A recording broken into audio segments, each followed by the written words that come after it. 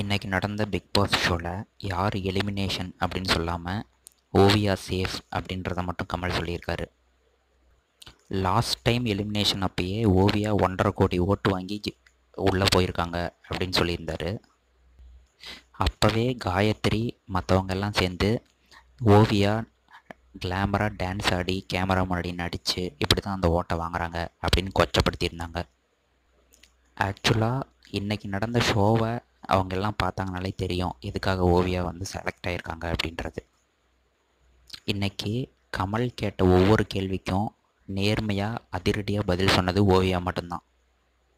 மற்ற எல்லாருமே கமல் முன்னாடி நடிச்சிட்டு இருந்தாங்க அப்படின்றது பார்த்த நம்ம எல்லாருக்குமே தெரியும். இந்த சாக்லேட் பவுடர் மேட்ரை வீடியோவோட கமலஹாசன் காட்டி அதுக்கு எக்ஸ்ப்ளனேஷன் கேட்டதுக்கு காயத்ரி சீருன்ற வார்த்தைக்கு எனக்கு அர்த்தமே தெரியாது அப்படின்னு ஒரு நடிப்பு நடித்தாங்க. தலைவர் பதவிக்கு நாமினேட் பண்ணும்போது நீங்கள் எதுக்கு வேகமாக உள்ளே ஓடி வந்தீங்க அப்படின்னு ஜூலிகிட்ட கேட்டதுக்கு யார் யார் நாமினேட் ஆகியிருக்காங்கன்றதை பார்க்குறக்காக தான்